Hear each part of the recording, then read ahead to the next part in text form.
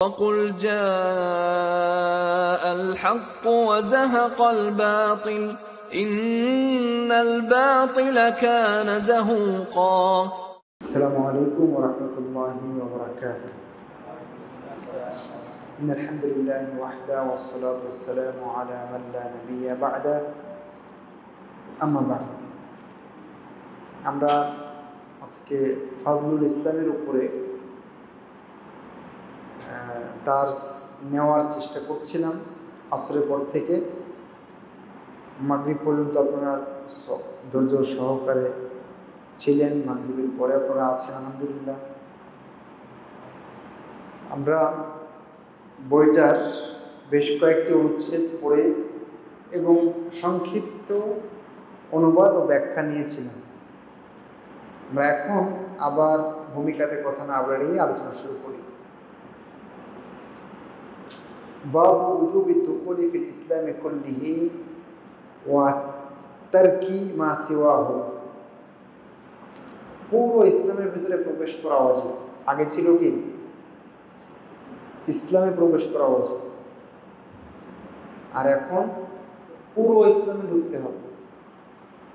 ওয়া তারকি মা সিওয়াহু, এবং এর বাইরে যা আছে তা ছাড়তে হবে। এর মানে হচ্ছে আকীদা, আমল, আচার ব্যবহার, লেনদেন সব ক্ষেত্রে পরিপূর্ণ ইসলামে আমাকে আপনাকে আসতে হবে। এখানে মোটামুটি 8টা দলীয় উনি এখানে পেশ করবেন। আমরা দেখি, চলেন একটা করে পড়া শুরু করি। ওয়াকাউলুল্লাহি তাআলা ইয়া আইয়ুহাল্লাযীনা আমানু দুখুলু ফিস-সিলমি কাফা। পরিষ্কার এখানে সিলম বলতে এখানে ইসলাম। মুমিনদেরকে ডাক দিয়ে আল্লাহ বললেন, তোমরা ইসলামে পরিপূর্ণরূপে প্রবেশ করো। এরপরে ওয়াকাউলুহু তাআলা আলাম তারা ইলাল্লাযীনা ইয়াজউমুনা আন্নাহুম আমানু বিমা উনজিলা ইলাইকা ওয়া মা উনজিলা মিন ক্বাবলিক।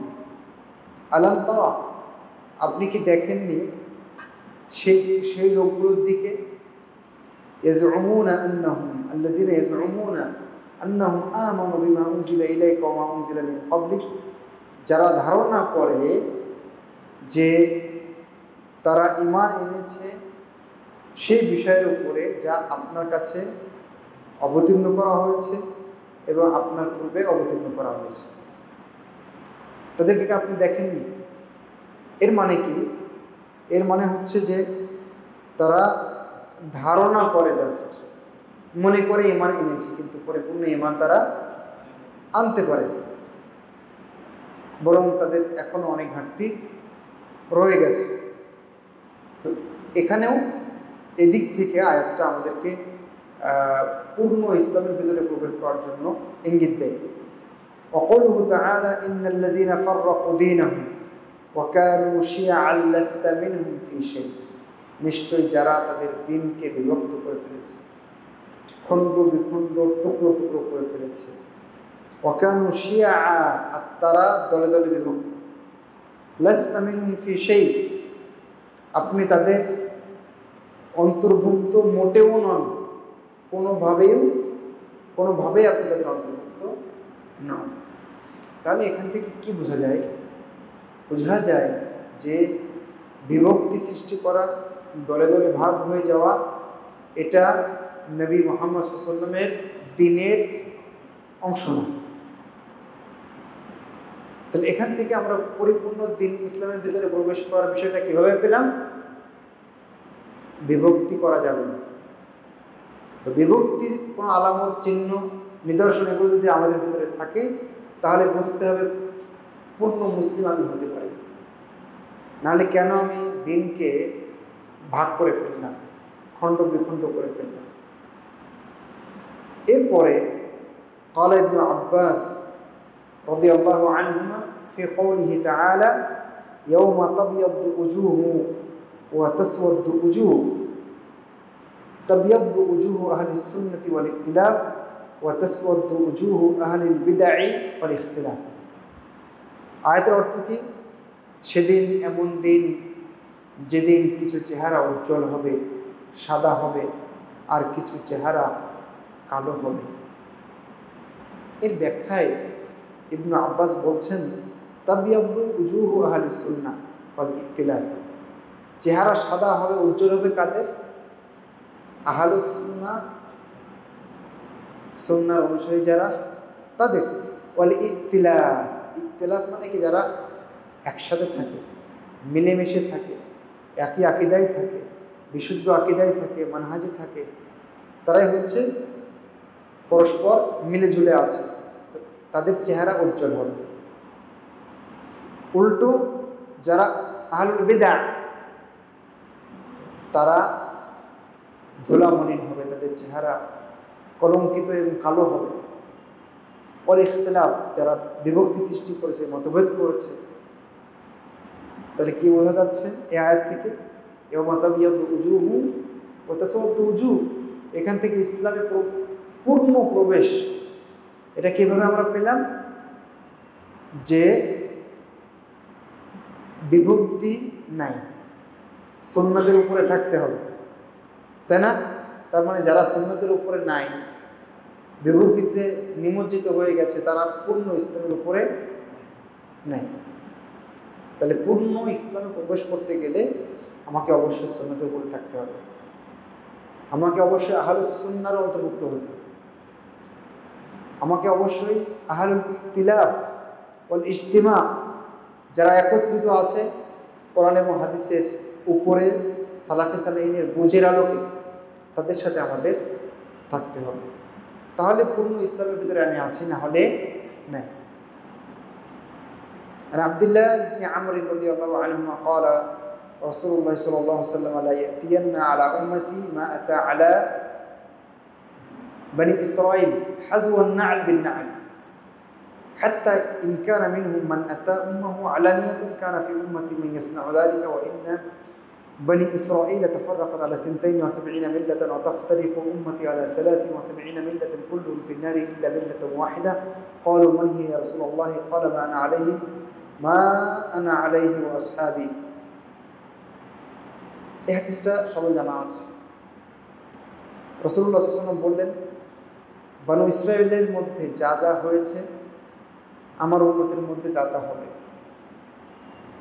একেবারে জুতার ফিতার মতো, বা দুই জোড়া জুতা যেমন একই পায়ের, একজনের দুই জোড়া স্যান্ডেল একরকম হয় না, হুবহু ঠিক বনু ইসরাঈলের লোকজন আর তোমাদের, অর্থাৎ উনি বলছেন আমার উম্মতের লোকজন এরকম হয়ে যাবে।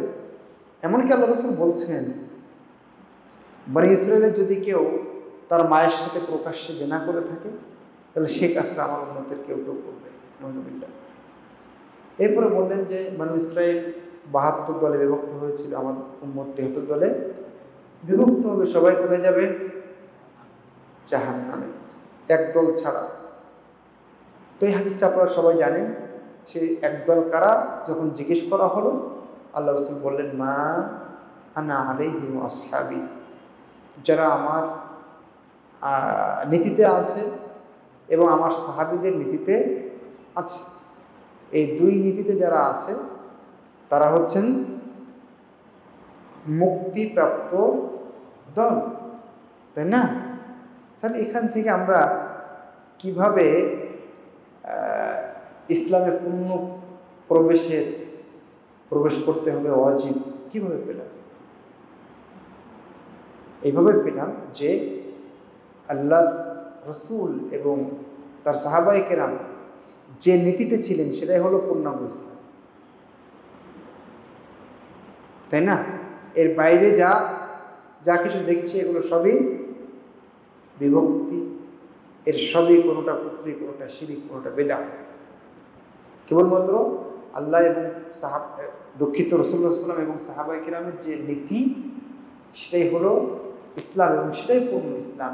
আর তার উপর যদি কেউ থাকে তাহলে সেটাই হবে পূর্ণ ইসলামের প্রবেশ। এরপরে উনি এই হাদিসের উপরে মন্তব্য করেছেন, ইয়া লাহা মিন মাউইদা, ইয়া লাহা মিন মাউইদা, কি দারুণ নসিহত এটা, কি চমৎকার বিরাট উপদেশ এটা, যে আমি এবং আমার সাহাবীরা যে পথে আছে, যে নীতিতে আছে, সেটাই হচ্ছে পূর্ণ ইসলাম। সুতরাং পূর্ণ ইসলাম যদি কেউ আসলে দাবি করে, তাহলে ওই নীতির বাইরে যাওয়া যাবে না। وهو في حديث معاوية عند أحمد وأبي داود وفيه أنه سيخرج من أمتي قوم تتجارى بهم تلك الأهواء كما يتجارى الكلب بصاحبه فلا يبقى منه عرق ولا مفصل أو مفصل إلا دخله। আল্লাহ রাসূল বললেন যে আমার উম্মতের মধ্যে কিছু মানুষ এমন হবে, প্রবৃত্তি যাদের ভেতরে সঞ্চারণ করবে, তাদের ভেতরে ঢুকে যাবে, তাদের ভেতরে প্রবাহিত হবে প্রবৃত্তির অনুসরণ। ঠিক যেমন আল কালাব, কালাব মানে জলাতঙ্ক রোগ, ঠিক জলাতঙ্ক রোগ যেমন রোগের ভিতরে ঢুকে যায় তার শিরা উপশিরায়, এইভাবে প্রবৃত্তির অনুসরণ আমার উম্মতের কিছু মানুষের মধ্যে ঢুকে যাবে। ফালা ইয়াবকা মিনহু ইরকুন ওয়ালা মিফসালুন ইল্লা দাখালাহু, তার কোনো রড বাকি থাকবে না, গ্রন্থি বাকি থাকবে না, যেখানে এই রোগ ঢুকবে না। অর্থাৎ সে সব ক্ষেত্রে প্রবৃত্তির অনুসরণ করে চলার চেষ্টা করবে। তাহলে প্রবৃত্তি অনুসরণ করে চলবে যে পূর্ণ ইসলামে প্রবেশ করবে না, তাই নয় কি? সেজন্য একটি হাদিসে আমরা জানি যে আল্লাহ রাসূল বলেছেন যে হুফফাতিন নারু বিশ-শাহওয়াত, শাহওয়াত দিয়ে জাহান্নামকে ঘেরা হয়েছে। শাহওয়াত অর্থাৎ মন যেটা চায় ওটা করবেন, জাহান্নাম ফ্রি। ওয়া হুফফাতিন নার বিল মাকারিহ, হুফফাতিল জান্নাতু বিল মাকারিহ, আর জান্নাতকে কষ্টদায়ক বিষয় দিয়ে ঘিরে দেওয়া হয়েছে, ওখানে যেতে গেলে কষ্ট করতে হবে। এরপরে আরেকটা দলিল উনি বলছেন ওয়াকাদ তাকাদ্দামা কওলুহু ওয়া মুবতাকিন ফিল ইসলামি সুন্নাতুল জাহিলিয়া। আমরা একটু আগে মাগরিবের আগে দেখেছিলাম আল্লাহ রাসূল বলেছেন 3 শ্রেণীর মানুষ বেশি ঘৃণিত। তার এক শ্রেণী হলো মুবতাকিন ফিল ইসলামি সুন্নাতুল জাহিলিয়া, ইসলাম মেনে চলে অথচ জাহেলিয়াতের দাবি করে, ওটাকে খোঁজে, ওটাকে তালাশ করে, তাহলে সে পূর্ণ মুসলিম না।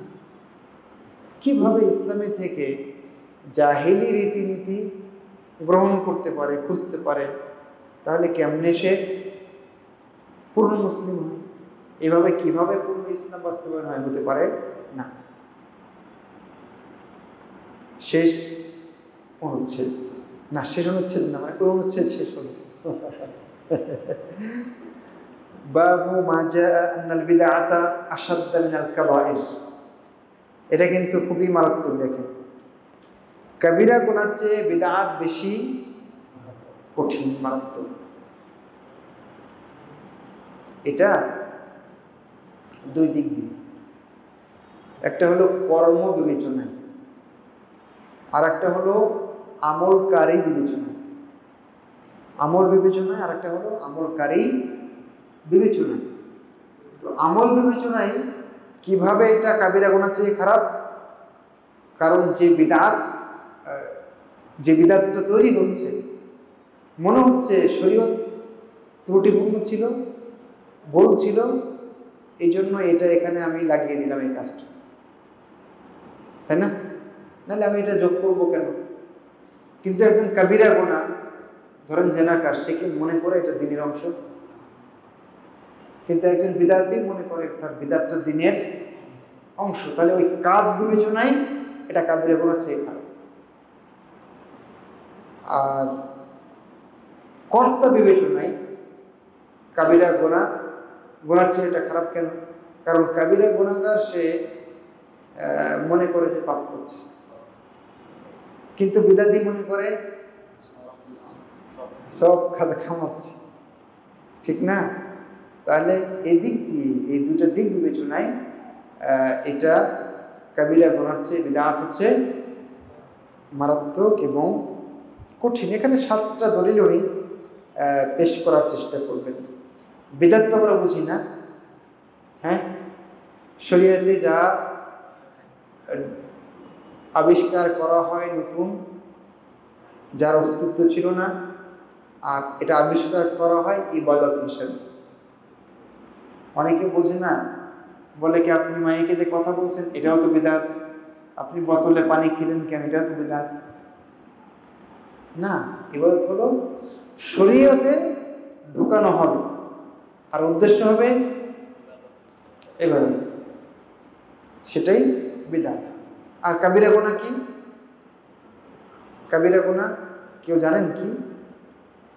কাবিরা গুনাহ হচ্ছে যেটা কঠোরভাবে নিষেধ করা হয়েছে, যেটাতে জাহান্নামের কথা বলা আছে, আল্লাহর লাআনতের কথা বলা আছে, আল্লাহর ক্রোধের কথা বলা আছে, দুনিয়াবি দণ্ডবিধির কথা বলা আছে, হাত কাটতে হবে, তাই না? এই জাতীয় যে বিষয়গুলো আছে, ওয়াইল, ধ্বংস, এরকম শব্দ ব্যবহার করা হয়েছে। এই ধরনের যত পাপ আছে সবগুলোই হচ্ছে কাবিরা গুনাহ। তো মুহাম্মদ ইবনে আব্দুল ওয়াহ্হাব রাহিমাহুল্লাহ তাআলা তিনি বললেন যে কাবিরা গুনাহর চেয়ে বিদআত খারাপ।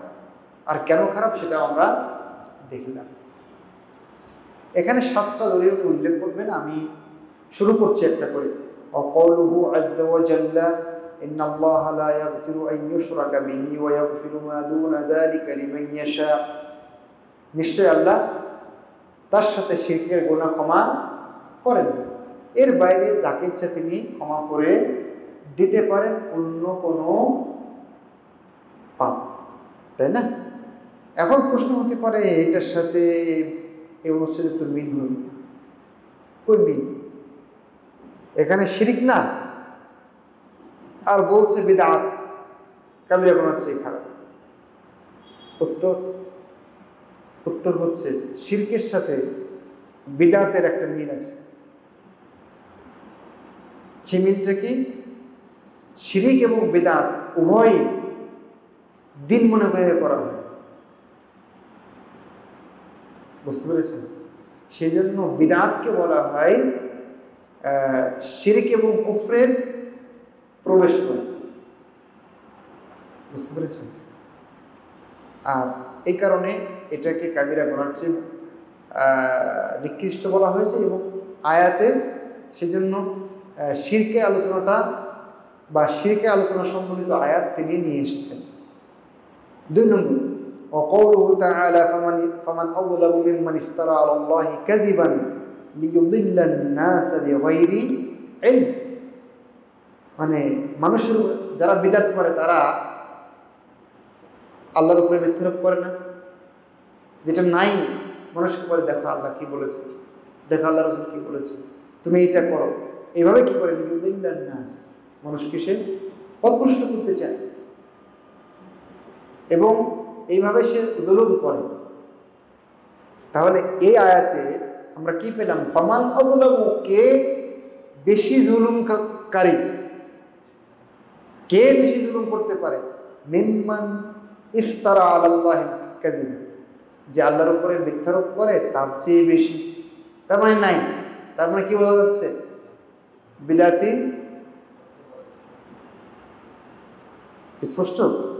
এবার চলেন, وقوله تعالى ليحملوا أوزارهم كاملة يوم القيامة ومن أوزار الذين يضلونهم بغير علم ألا ساء ما يزرون। ليحملوا أوزارهم كاملة يوم القيامة, তারা কিয়ামতের ময়দানে তাদের পাপ পূর্ণরূপে বহন করবে। কাদের পাপ? যারা বিদআতের পথে মানুষকে আহ্বান করেছে, ঠিক আছে? কিন্তু কাবিরা গুনাহ এরকম অনেক আছে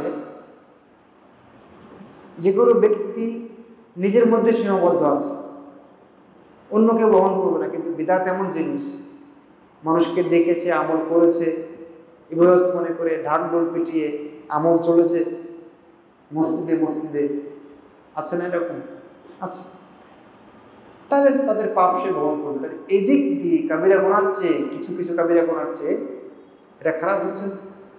হ্যাঁ, এরকম আছে, কিছু কাবিরা গুনাহ এরকম আছে যার পাপ এবং ওই কাবিরা গুনাহ যে করবে তার পাপ তাকে বহন করতে হবে, যে প্রথম করেছিল।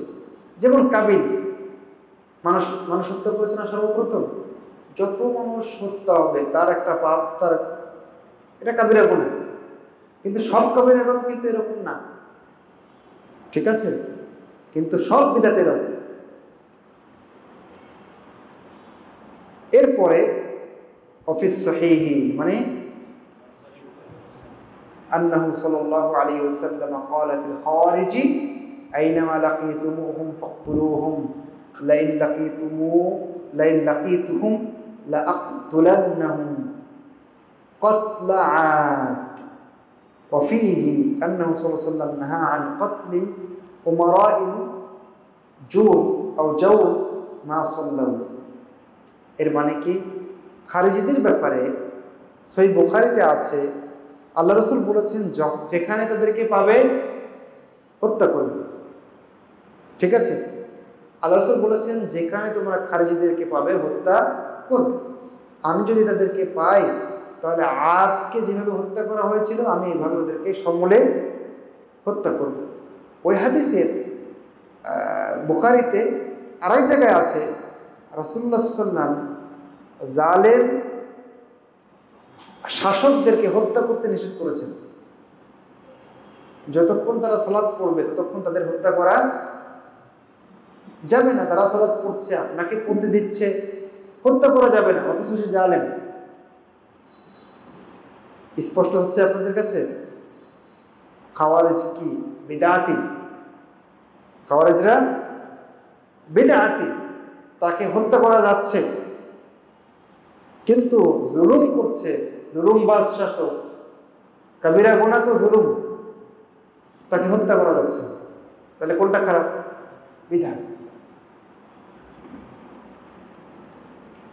তারপরে সামনে যায় ওয়ান জারির ইবনে আব্দুল্লাহ রাদিয়াল্লাহু আনহু আন্না রাজুলান তাসাদ্দাকা বিসাদাকাতিন সুম্মা তাতাবা'a আন-নাস ফাকালা রাসূলুল্লাহ সাল্লাল্লাহু আলাইহি ওয়াসাল্লাম মান সান্না ফিল ইসলামি সুন্নাতান হাসানাতান ফালাহু আজরুহা ওয়া আজরু মান 'amila বিহা মিন বা'দিহি মিন গhairi an yanqusa min ujurihim shay' wa man sanna fil islami sunnatan sayyi'atan kana 'alayhi wizruha wa wizru man 'amila biha min ghairi an yanqusa min awzarihim shay' rawahu Muslim wa lahu mithluhu min hadith Abi Hurairah wa lafdhu man da'a ila huda thumma qala man da'a ila dalalah।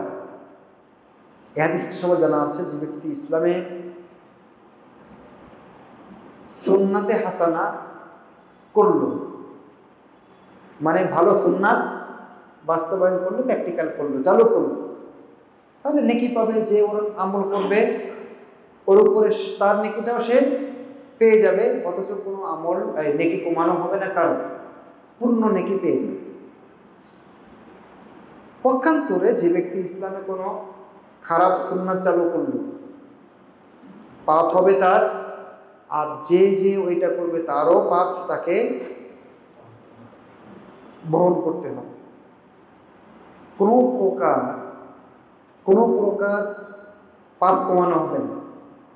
যেহেতু তোমার দেখা দেখে ও এটা করেছে, তাহলে তোমাকেও সেই পাপটা নিতে হবে, কোনো প্রকার কমানো হবে না। তাহলে এখান থেকে সহিহ মুসলিমের এই হাদিস থেকেও আমরা বুঝতে পারি যে বিদআতটা কত ভয়ানক, কত মারাত্মক।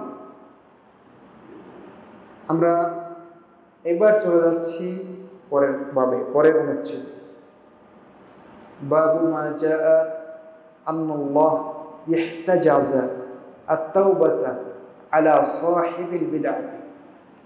কঠিন। মহান রব্বুল আলামিন বিদআতকারীর তওবার ভিতরে কি করেন? প্রতিবন্ধকতা তৈরি করে দেন। মহান রব্বুল আলামিন তাকে তওবা করার তৌফিক দেন না। কেন জানেন? ওই যে একটু আগে বলেছিলাম, কারণ ও তো মনে করছে যে এটা ইবাদত, সব নেকি, যত ঝাঁকি তত নেকি, এরকম। তো যত আমি এটা করছি তত তো আমার নেকি হচ্ছে, সেজন্য সে আর তওবা করার সুযোগ পায় না। কিন্তু অন্যান্য অপরাধী তারা ওটাকে পাপ জেনেই করে। যে সিগারেট পান করে ও কিন্তু নিশ্চয়ই ওটা ভালো জানে না, খারাপই জানে, তা পান করে। সেজন্য তার হয়তো একটা সময় ফিরে আসার সম্ভাবনা আছে, কিন্তু বিদআতের বড় মুশকিল ফিরে আসা। আমি হাদা মারবিউন মিন হাদিসি আনাস ومن مراسل الحسن وذكر ابن وضاح عن أيوب قال كان عندنا رجل يرى رأيا فتركه فأتيت محمد بن سيرين فقلت أشعرت أن فلانا ترك رأيه؟ قال انظر إلى ماذا يتحول إن آخر الحديث أشد عليه من أوله يمرقون من الإسلام ثم لا يعودون إليه। দুটা এখানে ছোট্ট বর্ণনা আছে, অর্থাৎ বিদাতির তওবা কি হয় না, আল্লাহ কবুল করেন না। বলতে কি কবুল করেন, তওবা আসলে করারই সুযোগ হয় না। যদি করে ফেলে কবুল করবেন না, কিন্তু করার সাধারণত সুযোগ পাই না। বিবরণটা দেখেন, আইয়ুব বলছেন রাহিমাহুল্লাহ যে আমাদের এলাকাতে বা আমাদের ওখানে একজন লোক ছিল, যে লোকটা ইয়ারায়ান, তার একটা মত ছিল। সেই মত কি, আসলে সে খারিজি ছিল, এটাকে সে ঠিক মনে করত, খারিজিদের আচার আচরণ সে লালন করত।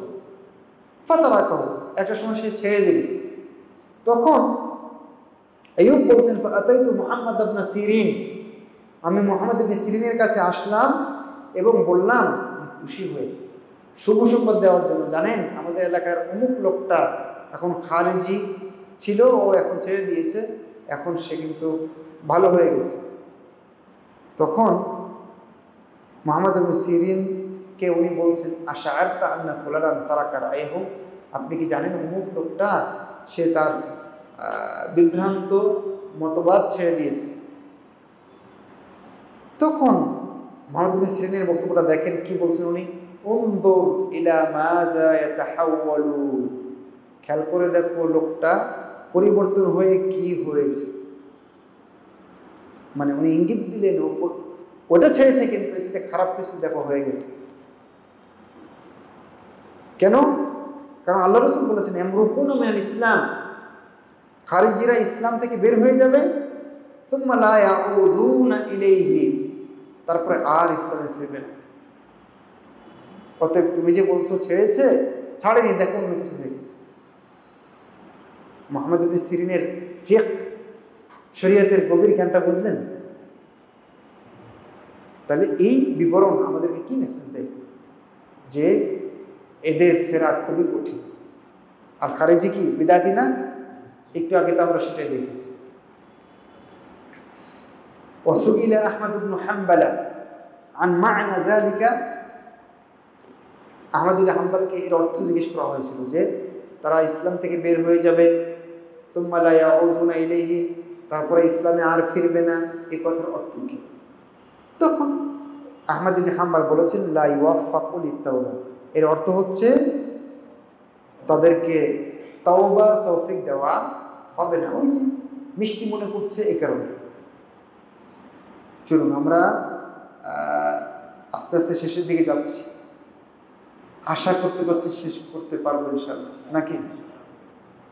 আপনারাও আশা করছি বাকি অংশ থাকবেন ইনশাআল্লাহ। আমি খুব সংক্ষিপ্ত করে বলার চেষ্টা করছি, হক আদায় করতে পারছি না আসলে।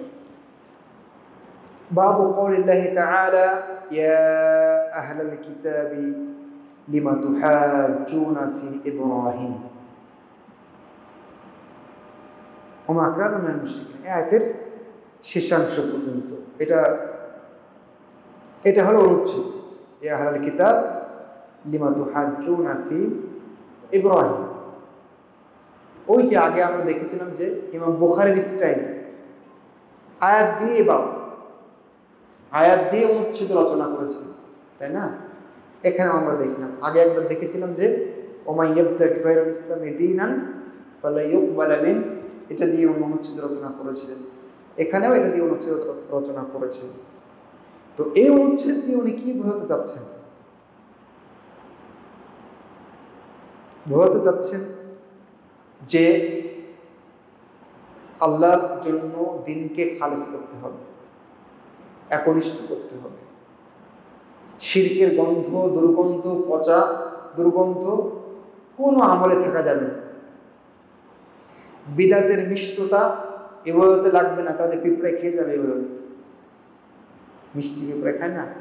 ইবাদত যদি বিদাত যদি ইবাদতে লাগে তাহলে পিঁপড়ায় খেয়ে যাবে, এত মিষ্টিও।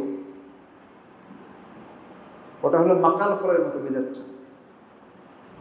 এই অনুচ্ছেদে মূলত সেদিকে ইঙ্গিত দেওয়া হয়েছে, এবং যারা ইখলাস থেকে বের হয়ে আসবে, তাওহীদ থেকে বের হয়ে আসবে, তারা বোকা, পরকালে তারা ক্ষতিগ্রস্ত হবে, অর্থাৎ তাদের ভয়াবহ অবস্থার দিকে ইঙ্গিত দেওয়া হয়েছে এই অনুচ্ছেদের মধ্য দিয়ে। তো তোমরা হে আহলে কিতাব, তোমরা ইব্রাহিমের ব্যাপারে কেন তোমরা বিতণ্ডা করছো? তিনি তো হানিফ ছিলেন, একনিষ্ঠ ছিলেন, শিরিক থেকে তিনি বিমুক্ত হয়ে একনিষ্ঠভাবে তাওহীদের উপরে আমাকে তিনি বিশ্বাস করতেন, বিশ্বাস করেন তিনি। তাহলে তার ব্যাপারে কেন তোমাদের বিতণ্ডা? ওমা কানা মিনাল মুশরিকিন, তিনি তো মুশরিক ছিলেন না, তাই না? তাহলে আমরা কি পেলাম? শিরিক মুক্ত তাওহীদ আর বিদআত মুক্ত সুন্নাহ আমল, এটা আমাদের দরকার। এবং সেদিকে ইঙ্গিত দিলেন লেখক রাহিমাহুল্লাহু তাআলা। পরের আয়াতে তিনি বলছেন, ওয়াকাউলুহু ওয়ামান ইয়ারগহাবু আন মিল্লাতি ইব্রাহিম ইল্লা মান সাফিহা নাফসাহু ওয়ালাকাদ ইসতাফাইনাহু ফিদ দুনিয়া ওয়া ইন্নাহু ফিল আখিরাতি লামিনাস সালিহিন। ইব্রাহিমের মিল্লাত থেকে, ইব্রাহিম এর দিন থেকে যে ব্যক্তি মুখ ফিরিয়ে অন্যদিকে যাবে, ইব্রাহিমের মিল্লাত কি বলেন তো? তাওহীদ, ইসলাম, তাই না? যে মুখ ফিরিয়ে নিবে সে আসলে বোকা। সাফিয়া নাফসা, সাফাহ মানে বোকামি, নির্বুদ্ধিতা। তো সে আসলে নিজেকে নির্বুদ্ধি প্রমাণ করতে চায়, এই জন্য তাওহীদ থেকে দূরে সরতে চায়, পিওর ইসলাম থেকে দূরে সরতে চায়। সব নবী এবং রাসূলের দাওয়াত কি ছিল? তাওহীদ ছিল না। এবং যারা লড়েছেন সবচেয়ে বেশি, তার মধ্যে ইব্রাহিম একজন আলাইহিস সালাম। এই জন্য ইব্রাহিম আলাইহিস সালামকে আল্লাহ রাসূল মহান রব্বুল আলামিন কি বলেছেন? উম্মাহ। তিনি একাই একটা উম্মত ছিলেন, তাই না? ওয়ালাকাদ ইসতাফাইনাহু ফিদ দুনিয়া, দুনিয়াতে আমরা তাকে চয়ন করে নিয়েছি বিশেষভাবে। ওয়া ইন্নাহু ফিল আখিরাতি লামিনাস সালিহিন, পরকালে তিনি নেককারদের অন্তর্ভুক্ত গণ্য হবেন। ওয়াফিহি হাদিসুল খাওয়ারিজ ওয়াকাদ তাকাদ্দাম, এই মর্মে খারিজিদের হাদিসটাও, যেটা একটু আগে চলে গেল, সেটাও এখানে উল্লেখ করা যাবে। মানে ইয়ামরুকুনা মিনাল ইসলাম সুম্মা লা ইয়াউদুনা ফিহি, তারা ইসলাম থেকে পরিপূর্ণরূপে বের হয়ে যাবে আর তারা এখানে ফিরবে না। কারণ তাদের ভিতরে হয়তোবা ইখলাস ছিল, আমি বিশ্বাস করি খারিজিদের ভিতরে ইখলাস ছিল, কিন্তু রাসূলুল্লাহ সাল্লাল্লাহু আলাইহি ওয়াসাল্লামের সুন্নাত ছিল না, সঠিক ব্যাখ্যা ছিল না। তো আবেগ দিয়ে কিছু হবে না, স্রেফ আবেগ দিয়ে হবে না। যদি আল্লাহ রাসূলের পদ্ধতি না থাকে, আল্লাহ রাসূলের সঠিক ব্যাখ্যা না থাকে। এরপরে ওয়াফি সহিহ আন্নাহু সাল্লাল্লাহু আলাইহি ওয়াসাল্লাম ক্বালা ইন্না আলা আবি ফুলান লাইসু লি বিআউলিয়া ইন্নামা আউলিয়াই আল মুত্তাকুন। আরেকটা দলিল। আমরা কি নিয়ে কথা বলছি এখন? বাবটা ছিল একটা আয়াতের উপরে, সেখান থেকে আমরা বুঝেছিলাম যে ইখলাস থাকতে হবে, তাওহীদ থাকতে হবে, তাওহীদ মুক্ত, তাওহীদ যুক্ত শিরিক মুক্ত আমল আমাদেরকে করতে হবে, তাই না? এই বিষয়গুলো দেখছিলেন। এর বাইরে বিদআত, কুফর, শিরিক এগুলো থাকা যাবে না। বরং যদি কেউ কুফরি করে, শিরিক করে, তাওহীদ থেকে বেরিয়ে আসে, তার পরিণতি হবে ভয়ানক।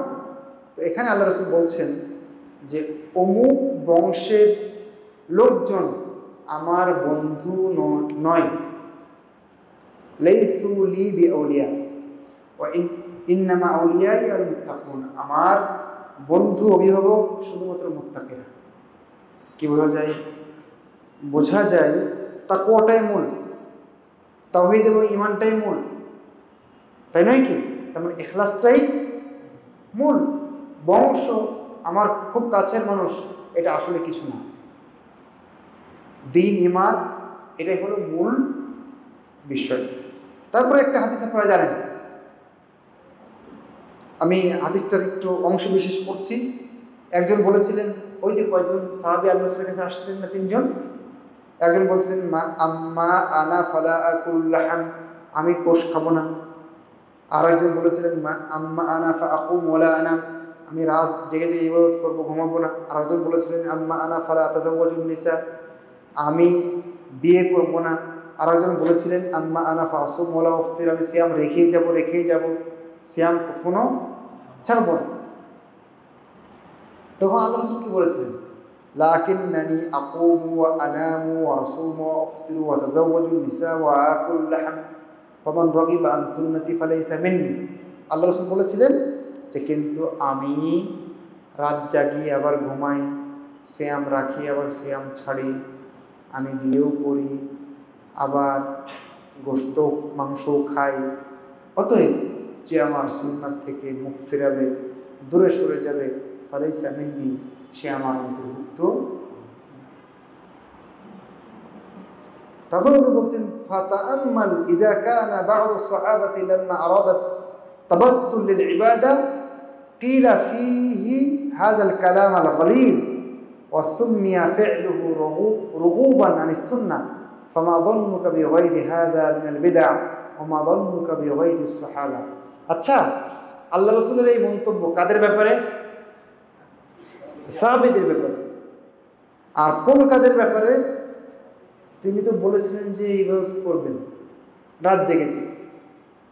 তাই যদি এরকম ধমক হয় সাহাবীর জায়গায়, তাও ইবাদত করতে চেয়েছিলেন, উনি তো আর খারাপ কিছু করতে চান না। তাহলে আমরা যারা এই যুগের মানুষ, যারা সরাসরি বিদআত করছি, তাদের কি হতে পারে? তাহলে বিদআত করা, খেয়াল খুশি মতো কিছু করা, এটা ইখলাসের পরিপন্থী, এটা শরীয়তের পরিপন্থী। ঠিক আছে, আমরা এই অনুচ্ছেদ শেষ করলাম। এরপরে চলেন আবার বাবু কওলিল্লাহি তাআলা ফাআকিম ওয়াজহাকা লিদ-দীনি হানিফান ফিতরাতাল্লাহি আল্লাতী ফাতারান নাসা আলাইহা লা তাবদীলা লিখালকিল্লাহ যালিকা আদ-দীনুল কাইয়্যিম ওয়ালাকিন্না আকসারান নাসি লা ইয়ালামুন। এর মানে কি? ফাআকিম ওয়াজহাকা লিদ-দীনি হানিফা, দ্বীনের জন্য তুমি তোমার নিজেকে কি করো? প্রতিষ্ঠিত করো, হানিফা, একনিষ্ঠভাবে। আর ফিতরাতাল্লাহ, অর্থাৎ ইত্তাবি ফিতরাতাল্লাহ, আল্লাহর ফিতরতের অনুসরণ করো। আল্লাহর ফিতরত মানে কি? যে আল্লাতী ফাতারান নাস আলাইহা, যে ফিতরতের উপরে, যে জন্মগত স্বভাবের উপরে তিনি মানুষকে সৃষ্টি করেছেন, সেটা কি?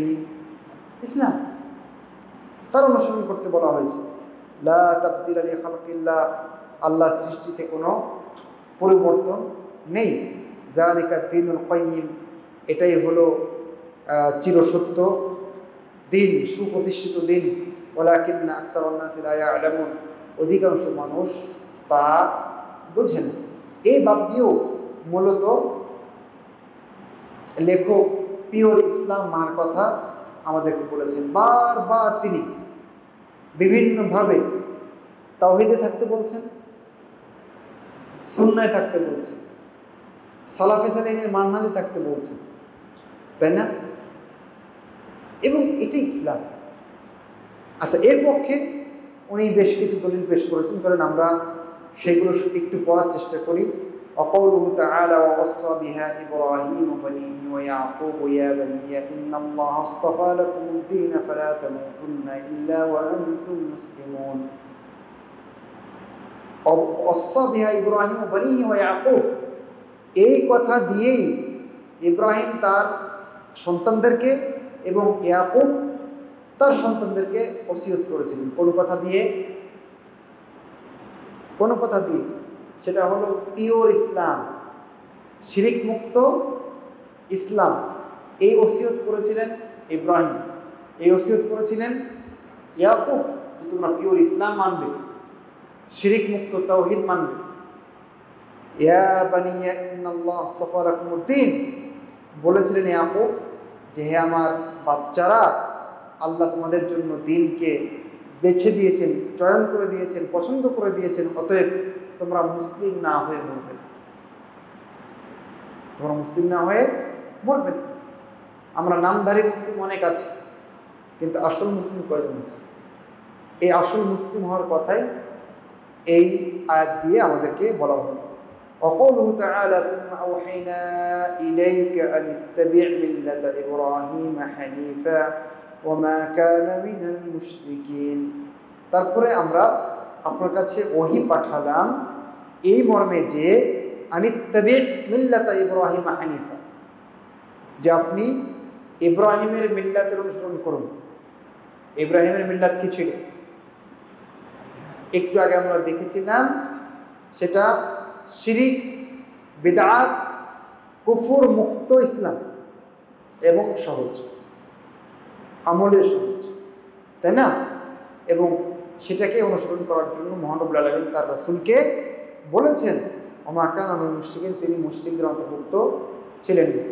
ওয়ান ইবনে মাসউদ রাদিয়াল্লাহু আনহু আন্না রাসূলুল্লাহ সাল্লাল্লাহু আলাইহি ওয়াসাল্লাম ক্বালা ইন্না লিকুল্লি নাবিয়্যিন উলাতান মিনান নাবিয়্যিন ওয়া আনা ওয়ালিয়্যি মিনহুম আবি ইব্রাহিম ওয়া খলিল রাব্বি সুম্মা ক্বারাআ ইন্না আওলান নাসি বিইব্রাহিমা লাল্লাযীনা ইত্তাবাউহু ওয়া হাদান নাবিয়্যু ওয়াল্লাযীনা আমানু আল্লাহু ওয়ালিয়্যুল মুমিনিন।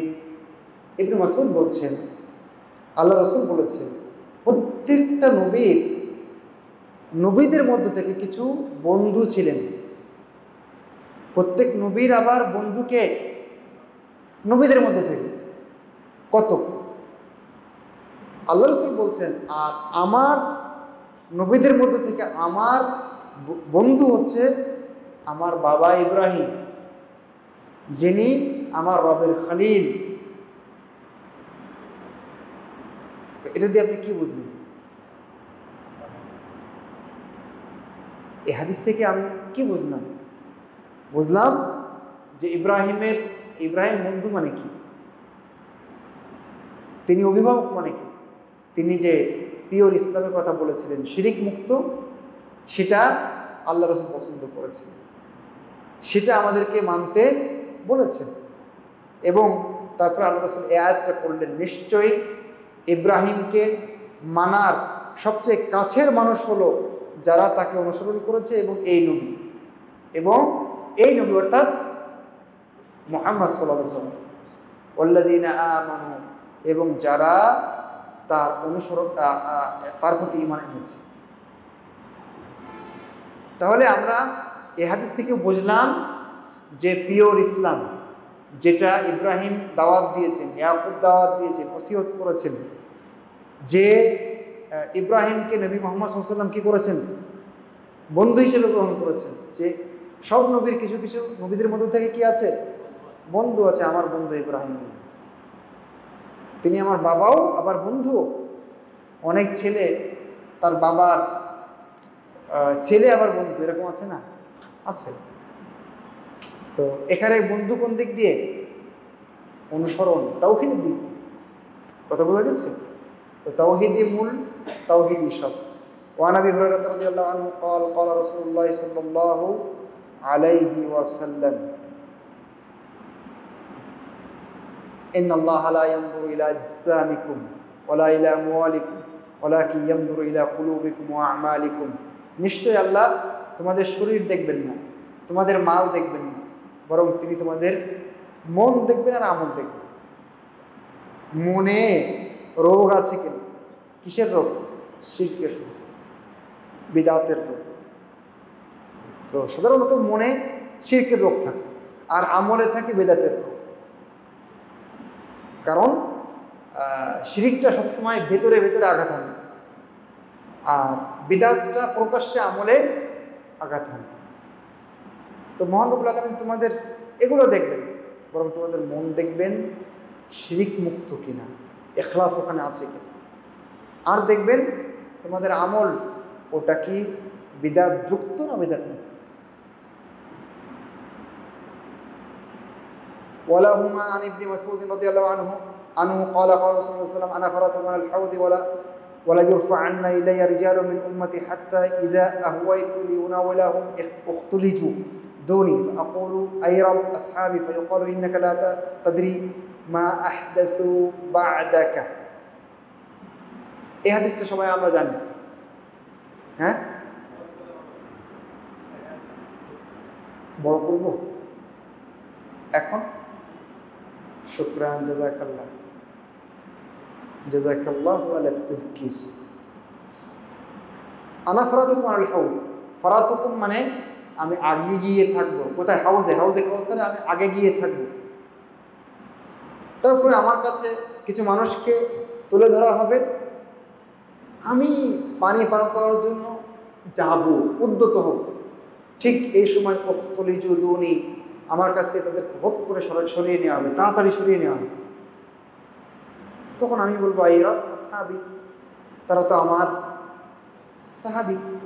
তখন বলা হবে ইন্নাকা লা তাদরি মা আহদাসু বা'দাক, আপনি জানেন না আপনার পরে ওরা কি করেছে, কি যে আবিষ্কার করেছে আপনি জানেন। এই বিবরণ অন্য আরেকটা বিবরণ এই মর্মে আছে, যেটা শেষের দিকে আছে, যে তখন আল্লাহ রাসূল বলবেন সিফকান সিফকান। সাহিকা ইয়াসহাকু মানে হলো বাউদা ইয়াবউদ, মানে দূরে সরে যাওয়া। তো সিফকান মানে ইসহাকু সিফকান মানে খালি দূর হয়ে যাবে তোমরা। ঠিক আছে, এর মাঝখানে কিছু কথা এখানে আছে হাদিসে অন্য আরেকটা বিবরণে, সেই বিবরণটা উনি ওখানে নিয়ে এসেছেন। সেটা হলো এই, আল্লাহ রাসূল বললেন ওয়াদিতু আন্না ক্বাদ রাআইনা ইখওয়ানানা, আমার খুব ইচ্ছা হয় যদি আমার ভাইদেরকে আমি দেখতে পেতাম। তখন সাহাবায়ে কেরাম বললেন আওয়ালাসনা ইখওয়ানাকা ইয়া রাসূলুল্লাহ, আল্লাহ রাসূল আমরা কি আপনার ভাই না?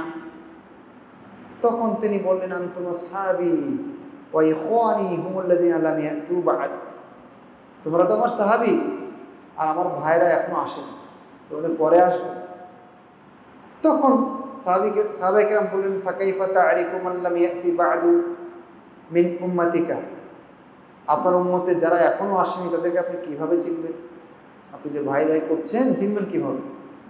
তখন আল্লাহ রাসূল বলেন আরাআইতুম লাউ আন্না রাজুলান লাহু খাইলুন গুররুন মুহাজ্জালাতুন বাইনা যহরানাই খাইলিন দুহমিন বুহমিন আলা ইয়ারিফু খাইলাহু। আচ্ছা, আল্লাহ রাসূল বলছিলেন তোমাদের কারো যদি এরকম ঘোড়া থাকে যার ললাট সাদা, যার হাত পা সাদা, কপাল সাদা,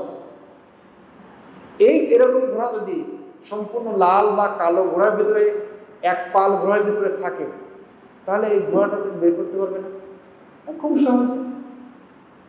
তো আমি এইভাবে আমার উম্মতকে আমি আমার ভাইদেরকে আমি বের করে আনি মিন আসারিল উযু, উযুর কারণে তাদের হাত পাগুলো, কপাল, ললাট এগুলো চকচক করবে, আমি ঠিকই তাদেরকে বের করে আনবো, তাদেরকে পানি পান করাবো, সব কিছু। তারপরে হাদিসের এই অংশ যে কিছু মানুষ আমার কাছে আসবে কিন্তু তাদেরকে আবার সরিয়ে দেওয়া হবে, কামা ইউযাদুল বাঈরুদ দাল, যেমন দিকহারা উটকে সরিয়ে দেওয়া হয়। কেমন বুঝেন এটা? বাঈর বল কাকে বলে একটু আপনাকে বুঝাই। মরুভূমিতে যারা রাখাল উটের পানি পান করায়, মরুভূমিতে পানি অ্যাভেলেবেল না, মাঝে মাঝে কিছু কিছু জায়গায় পানি জমে থাকে, তো ওখানে উটের পানি পান করায়। তো নিজের উটকে সে চিনে, আর একটা উট যখন চলে আসে তখন কি করেন? তাড়িয়ে দেওয়ার চেষ্টা করে।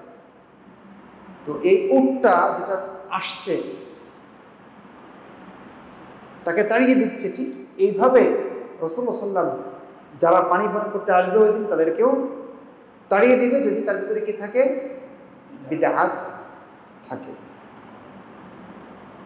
তাহলে আমরা কিন্তু এখানে মোটামুটি এখানে আমরা স্পষ্ট বার্তা পেয়ে যাচ্ছি যে দেখেন পুরো বইটা আমার কাছে মনে হয় যদি সার নির্যাস করা হয় তাহলে উনি পুরো বই জুড়ে তাওহীদ, বিদআত, তাওহীদ আর শিরিক, সুন্নাত আর বিদআত, আর এর সমন্বয়ে অর্থাৎ শিরিক মুক্ত তাওহীদ, বিদআত মুক্ত সুন্নাহ, এর সমন্বয়ে যে ইসলাম, সেই ইসলামের কথাই বারবার বলার চেষ্টা করেছে, তাই নয় কি? আরেকটা হাদিস দেখেন, এই হাদিসটাতে বলা হচ্ছে আল বুখারী, বাইনামা আনা কাইমুন, আমি দাঁড়িয়েছিলাম, ইজা বা দাঁড়িয়ে থাকবো, এটা কিয়ামতের দিন হতে পারে, ইজা জুমরাতুন, হ্যাঁ কিয়ামতের দিন হওয়ার সম্ভাবনাই বেশি, উলামায়ে কেরাম বলেছেন। ইজা জুমরাতুন, তখন একটা দল, হাত্তা ইজা আরাফতুহুম, যখন আমরা তাদেরকে চিনে ফেলবো, খরাজা রাজুলুন মিন বাইনি ওয়া বাইনাহুম, এই অনুচ্ছেদে হাদিস সবচেয়ে বেশি আছে, পরেরগুলোতে কম আছে। বিরক্ত বোধ করবেন না ইনশাআল্লাহ, সবর করে থাকি, আল্লাহ বরকত দিক আমাদের, এটা যেন পরকালের পাশেই হয় আমাদের, চাওয়া পাওয়ার কি আছে, এটাতে বরকত হলে, এগুলোতে বরকত হলে এটাই বড়, তাই না? তো এক ব্যক্তি আমার এবং তাদের মাঝে এসে দাঁড়ালেন, এই ব্যক্তি আসলে ব্যক্তি না, এটা ফেরেশতা, কিয়ামতের দিন এটা। তখন হালুম্মা, উনি এসে বলছেন এদিকে আসো, ওই লোকগুলোকে, বকুল তো এই না, কোথায়? বলা ইলান নার, জাহান্নামের দিকে, আল্লাহর কসম জাহান্নামের দিকে। বলতো মা শানুহুম, কি হয়েছে ওদের? ক্বালা ইন্নাহুম ইরতাদ্দু বা'দাকা আলা আদবারিহিম আল কাহকারা, ওরা তো আপনার পরে মুরতাদ হয়ে গিয়েছে, পেছনে ফিরে চলে গেছিল। কাহকারা বলা হয় মাজার থেকে মানুষ বের হয়ে, দেখেছেন এভাবে এভাবে এভাবে, কাহকারা, ওরা দিন থেকে এভাবে সরে গিয়েছে। সুম্মা ইযা যুমরাতুন, তারপর আরেকটা দল, তাদের বিবরণ এসছে, তাদের ব্যাপারে আল্লাহ রাসূল বলেন, ফালা আরাহু ইয়াখলুসু মিনহুম ইল্লা মিসলু হামালিন নাআম, তাদের মধ্যে অল্প সংখ্যক ছাড়া কেউ মুক্তি পাবে না, কেউ ক্ষমা পাবে না, কেউ জান্নাতে যেতে পারবে না। তার মানে এই হাদিসের যেটা মূল জায়গা সেটা হলো যে ইসলামের মধ্যেই থাকা, তাই না? তাওহীদের মধ্যে থাকা এবং সুন্নাহর মধ্যেই থাকা, মা আনা আলাইহি ওয়া আসহাবি, এই নীতিতে থাকা। ওয়ালাহুমা ফি হাদিস ইবনে আব্বাস রাদিয়াল্লাহু তাআলা আনহুমা ফাআকুলু কামা ক্বালা আল আবদুস সালিহ, ওই সময় আমি বলবো ওয়া কুনতু আলাইহিম শাহীদা মা দুমতু ফীহিম, আমি তো যতদিন ছিলাম আমি তাদের সাক্ষী হিসেবে ছিলাম। ফালাম্মা তাওয়াফাইতানি কুনতা আনতার রাকিব আলাইহিম, যখন আমাকে আপনি নিয়ে চলে গেছেন, মরণ দিয়েছেন, তখন তো আপনি তাদের পর্যবেক্ষক ছিলেন। ওয়া আনতা কুল্লি শাই, ওয়া আনতা আলা কুল্লি শাই, মনে হয় একটু বাদ পড়েছে। তো যাই হোক, এখানকার যে মূল মেসেজ সেটা আমরা পেয়ে গেলাম, সেটা হচ্ছে যে সুন্নাতের মধ্যে থাকতে হবে, ফিতরাতের মধ্যে থাকতে হবে। আর একটা হাদিস, এই হাদিসটা আপনাদের সবার জানা আছে, মা মিন মাউলুদিন ইউলাদু ইল্লা আলাল ফিতরা, সবাই তার ফিতরাতের উপরে জন্মায়। একটু আগে ওই ভাই ওনার বাচ্চাটা নিয়ে আসলেন, 7 মাসের বাচ্চা, ফিতরাতের উপরে আছে না? তাকে যদি একেবারে এমন জায়গায় দেন কোনো কিছু প্রভাব থাকবে না, তাহলে ওই এমনি এমনি আল্লাহকে চিনবে। এটা হলো ফিতরা, সেটাই হলো দিন ইসলাম। তো সবাই এই ফিতরাতের উপরে আসে। বাবা মা ওকে ইহুদি বানায়, খ্রিস্টান বানায়, অথবা অগ্নি উপাসক বানায়। কামা তুনতিজুল বাহিমাতু বাহিমাতান জামাআ হাল তুহিসুনা ফিহা মিন জাতাআ, ঠিক পশু যেমন পূর্ণ পশু জন্ম দেয়, ওখানে কি তোমরা কোনো কান কাটা দেখতে পাও? না, পরে কান কাটে। ঠিক আমাদের সন্তান ইসলাম নিয়েই আসে, তাওহীদ নিয়েই আসে, পরে আমরা তাকে শিরকের দিকে ডাইভার্ট করি। তারপরে আল্লাহ রসুল এই আয়াতটা পড়লেন, ফিতরাতাল্লাহ আল্লাতী ফাতারান নাস আলাইহা, আল্লাহর ফিতরাতের অনুসরণ করো যে ফিতরাতের উপরে তিনি মানুষকে সৃষ্টি করেছেন। আর একটা হাদিস, এই হাদিসটা আপনাদের খুব জানা আছে, হুযায়ফা রাদিয়াল্লাহু আনহু থেকে হাদিসটা বর্ণিত হয়েছে। লোকজন আল্লাহ রসুলকে ভালো সম্পর্কে জিজ্ঞেস করতেন, আর আমি খারাপ সম্পর্কে জিজ্ঞেস করতাম, তাই না? তো আমি কেন জিজ্ঞেস করতাম? কারণ খারাপ যদি না জানি তাহলে খারাপ আমাকে পেয়ে বসবে, আমাকে ধরে ফেলবে, আমি আক্রান্ত হয়ে যাব, এই জন্য। তো আমি বললাম, আল্লাহ রসুল, আমরা তো জাহেলি যুগের ভিতরে ছিলাম, অকল্যাণে ছিলাম। ইন্না কুন্না ফি জাহিলিয়াতিন ওয়া শাররিন ফাজাআলাল্লাহু বিহাদাল খায়র, আল্লাহ তো আমাদের এই কল্যাণ এনে দিলেন। ফাহাল বা'দা হাদাল খায়রি মিন শার, এই অকল্যাণের পরে কি, এই কল্যাণের পরে কি আবার কোনো অকল্যাণ আসবে? আল্লাহ রাসূল বললেন, না, হ্যাঁ, অকল্যাণ আসবে। ওয়াহাল বা'দা যালিকা শার মিন খায়র, ওই অকল্যাণের পরে কি আর কোনো কল্যাণ আসবে? তখন আল্লাহ রাসূল বললেন, হ্যাঁ, আসবে। এই কল্যাণের পরে কি আর কোনো অকল্যাণ আসবে? তখন আল্লাহ রাসূল বললেন, আসবে। আবার আমি বললাম, ওয়াহাল বা'দা যালিকা শাররি মিন খায়র, ওই অকল্যাণের পরে আর কোনো কল্যাণ আসবে কি? তখন আল্লাহ রাসূল বললেন যে, নাআম ওয়া ফীহি দাখান, আসবে, তবে ওটা ধোঁয়াশে হবে, ঘোলা হবে, পরিষ্কার হবে, ধোঁয়া থাকবে, ওখানে ঝাপসা ঝাপসা থাকবে। তখন আমি বললাম, ওমা দাখানু, আল্লাহ রাসূল, সেই ধোঁয়াটে অবস্থা কি বলেন তো? তখন আল্লাহ রাসূল বলেন, কওমুন ইস্তান্নুনা বিগাইরি সুন্নতি ওয়া ইয়াহদুনা বিগাইরি হাদি, মানুষ কিছু আসবে, ওরা আমার সুন্নাত ছেড়ে অন্য রীতিকে সুন্নাত মনে করবে, আমার হেদায়েত ছেড়ে অন্য কিছুকে তারা হেদায়েতের জায়গা হিসেবে গ্রহণ করবে। তারিফু মিনহুম ওয়া তুনকির, তাদের মধ্যে কিছু ভালো কিছু মন্দ দেখতে পাবে, মানে মিশিয়ে মিশিয়ে আমল করবে।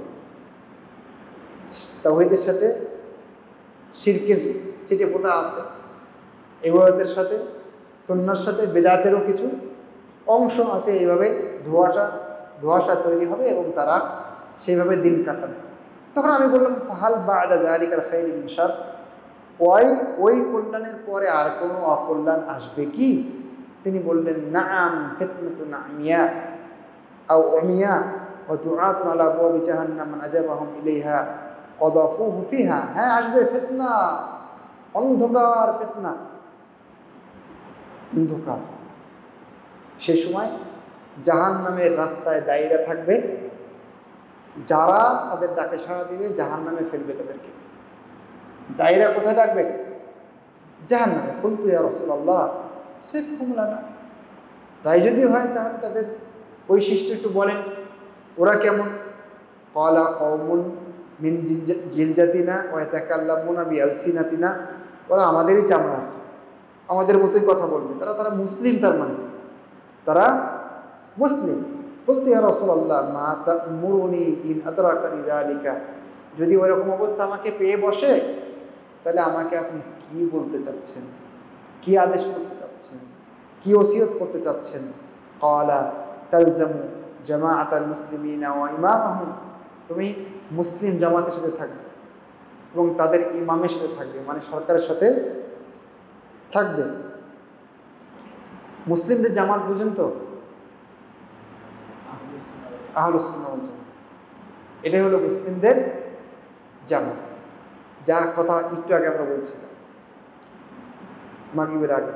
কুলতু ফাইল্লাম ইয়াকুন লাহুম জামাআ ওয়ালা ইমাম, যদি তাদের কোনো জামাত না থাকে, ইমামও না থাকে, ফা'তাজিল তিলকাল ফিরাক কুল্লাহা ওয়ালাউ আন তা'আদ্দা আলা আসলি শাজারাতিন হাত্তা ইয়াতিয়াকাল মাউত ওয়া আনতা আলা যালিক, তাহলে যদি এরকম হয় সব ফিরকা ছেড়ে দেবে। কি বোঝা যায় যে আহলুস সুন্নাহ ওয়াল জামাতের বাইরেও অনেক দল হবে, কিন্তু অনেক সময় এরকম হতে পারে যে আহলুস সুন্নাহর লোক আমি পাচ্ছি না, তখন বললেন যে তাহলে ওই সব দলের সাথে থাকার দরকার নেই, সব ছেড়ে দাও, গাছের গড়ি কামড়িয়ে পড়ে থাকো, ওখানে তোমার মরণ আসুক, তাও ভালো। ও আনতা আলা যালিক, তাও তুমি তোমার বিশুদ্ধ ঈমান, তোমার বিশুদ্ধ আকীদা তোমার শিরিক মুক্ত তাওহীদ, তোমার বিদআত মুক্ত সুন্নাহ নিয়ে থাকো।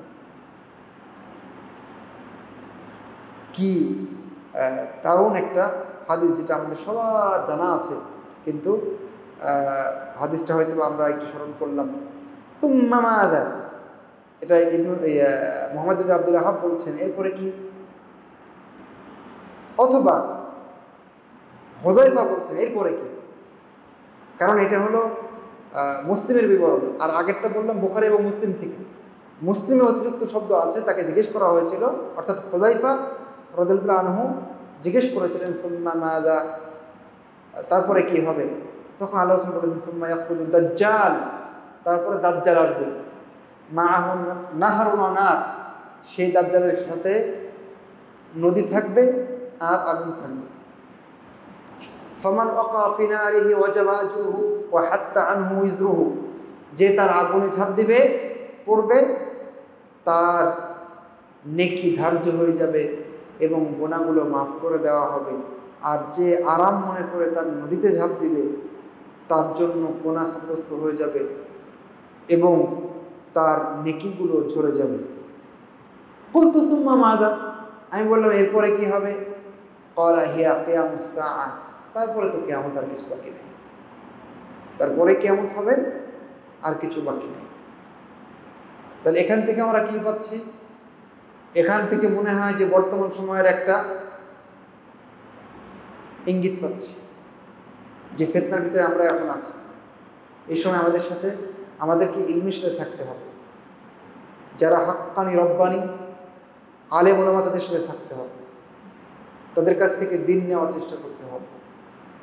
আমরা অন্ধকার সেই ফিতনার মধ্যে কিন্তু যত দিন যাচ্ছে তত বেশি ঢুকে যাচ্ছে।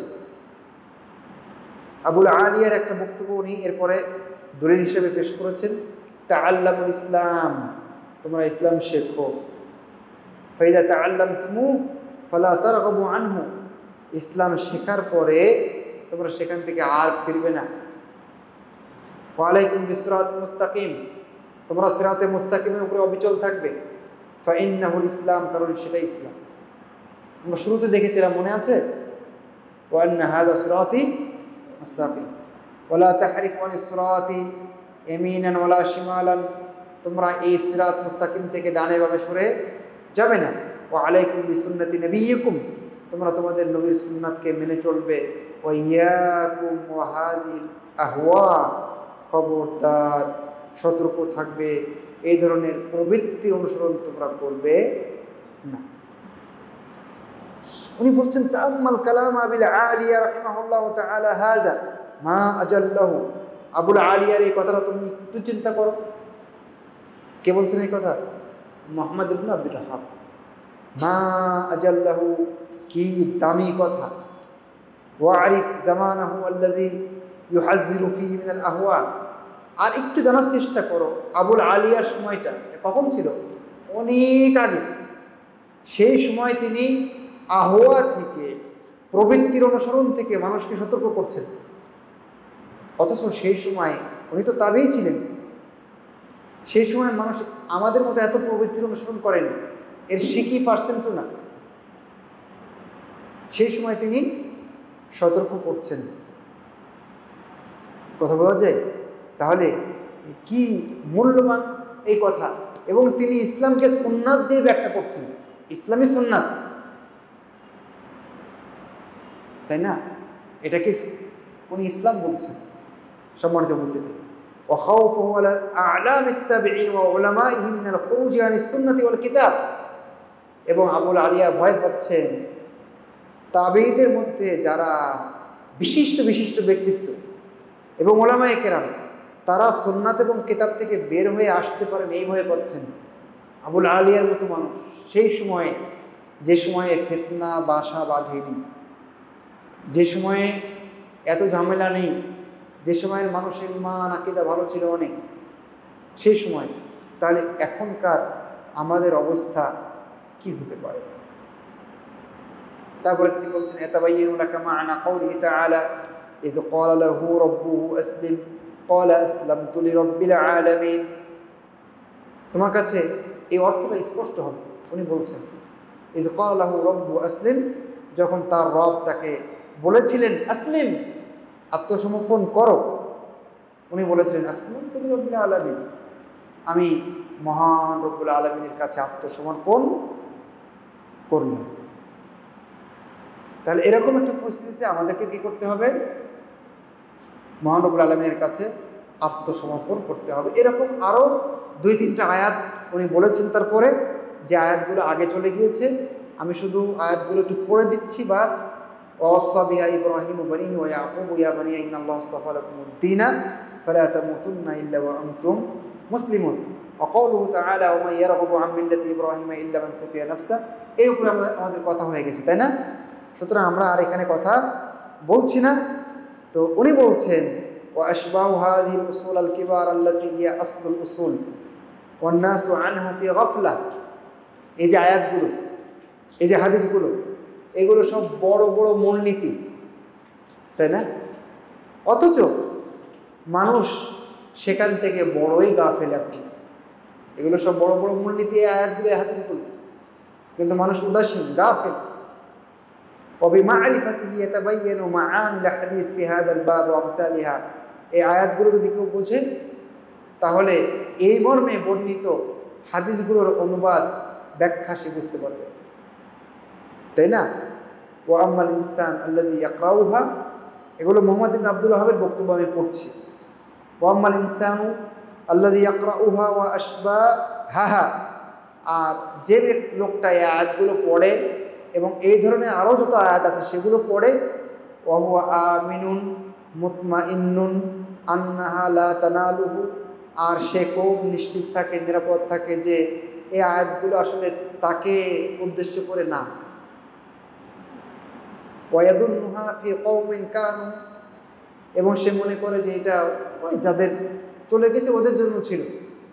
ফালা ইয়া'মানু মাকরাল্লাহ, এরকম যদি কারো অবস্থা হয়, তাহলে সে যেন মনে রাখে যে আল্লাহর চক্রান্ত থেকে ক্ষতিগ্রস্ত ছাড়া আর কেউ নিরাপদ মনে করতে পারে না নিজেকে। তার মানে আল্লাহ আমাদের বিপদ দিতে পারেন। আমরা এই আয়াতগুলো পড়বো, এখান থেকে শিক্ষা নিব, এর আলোকে হাদিসগুলো বুঝবো, গাফেল থাকা যাবে না। তাহলে আমরা ক্ষতিগ্রস্ত হয়ে যেতে পারি, মান সাফিয়া নাফসা এর আওতামুক্ত হতে পারি, ওয়া ফিল আখিরাতি মিনাল খাসিরিন, এটা আমাদের হয়ে যাওয়ার সুযোগ আছে কি নাই? আছে। সবশেষে বলতে আমরা কয় পৃষ্ঠায় আছি? 40। তারপরে আর সামনে অল্প একটু আলোচনা আছে, কিন্তু এই অনুচ্ছেদের এটা শেষ হাদিস। ওয়ান ইবনে মাসউদ রাদিয়াল্লাহু আনহু قال خط لنا رسول الله صلى الله عليه وسلم خطا ثم قال هذا سبيل الله ثم خط خطوطا عن يمينه وعن شماله ثم قال هذه سبل على كل سبيل منها شيطان يدعو إليه وقرأ وأن هذا صراط مستقيم فاتبعوه ولا تتبعوا السبل فتفرق بكم عن سبيله ذلك وصاكم به لعلكم تتقون رواه أحمد والنسائي। এই হাদিসটা সবাই জানা আছে আপনাদের। আল্লাহ রাসূল রেখা টানলেন, একটা সরল রেখা, আশপাশে আরও কিছু ডান বামে দাগ টানলেন, তারপরে বললেন হাদিহি সুবুল, এগুলো হলো রাস্তা। ওই যে রাস্তা একটু আগে দেখছিলাম, তার মানে কুফর, শিরিক, বিদআত, পাপ, এগুলো।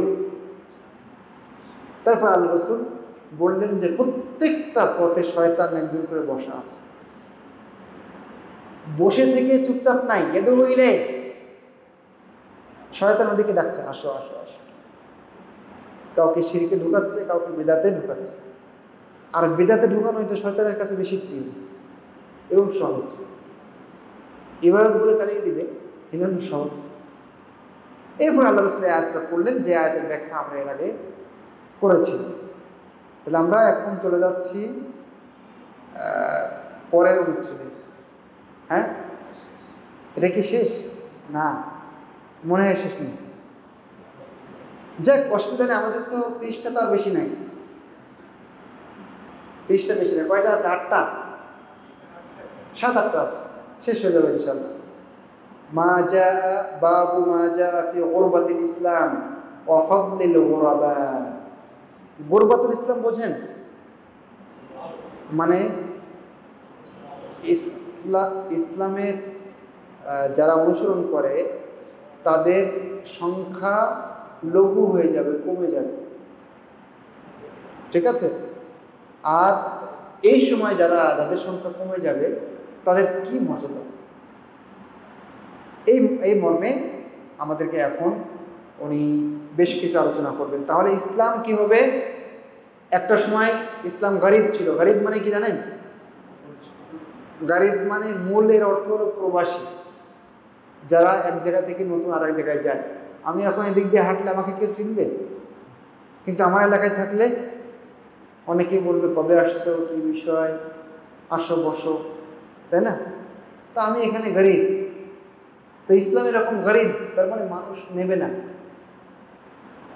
মানুষ চিনেও চিনবে না। এরকম একটা সময় আসবে, ছিল এবং ভবিষ্যতে আসবে।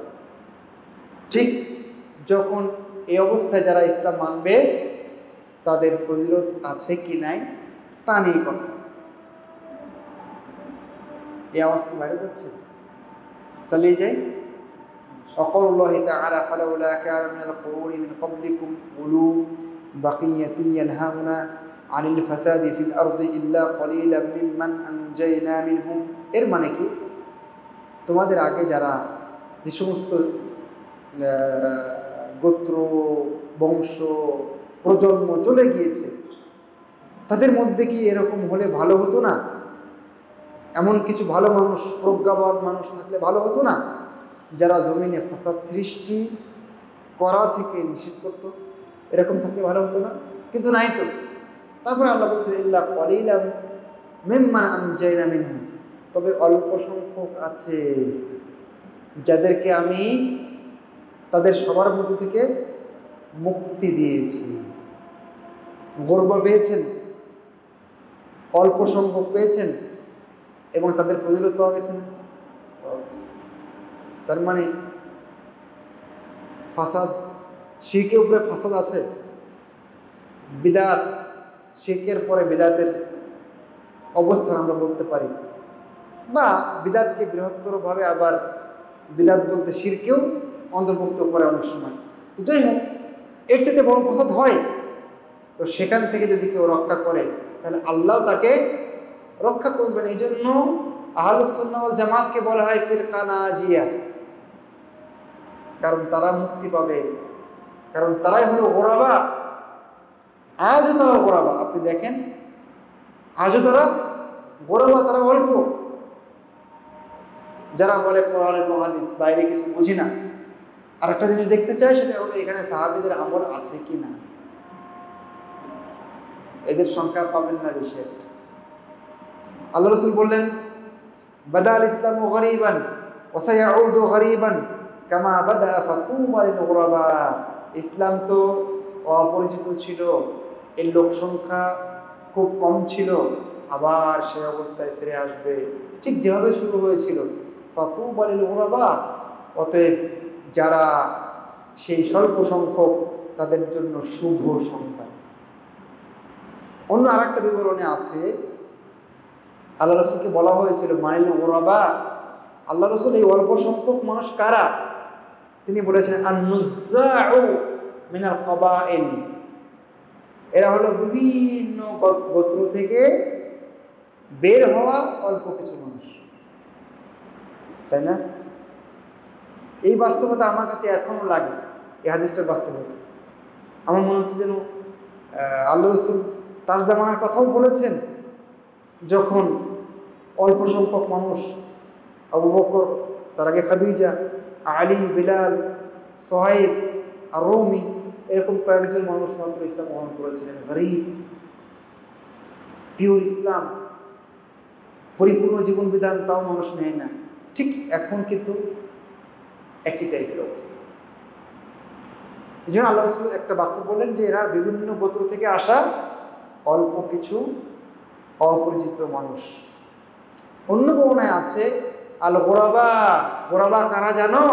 আল্লাযীনা ইউসলিহুন ইযা ফাসাদান নাস, যখন মানুষ নষ্ট হয়ে যাবে তখন ওরা সংশোধন করবে, ওরা মানুষকে ঠিক করবে, ওরা মানুষকে বাঁচাবার চেষ্টা করবে।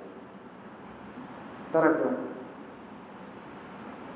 অন্য বর্ণনায় আছে ফাতুবা ইয়াউমাইযিন লিল গুরাবা ইযা ফাসাদান নাস, যখন মানুষ সবাই নষ্ট হয়ে যাচ্ছে সেই সময় যারা নিজেদেরকে রক্ষা করছে তাদের জন্য কি শুভ সংবাদ।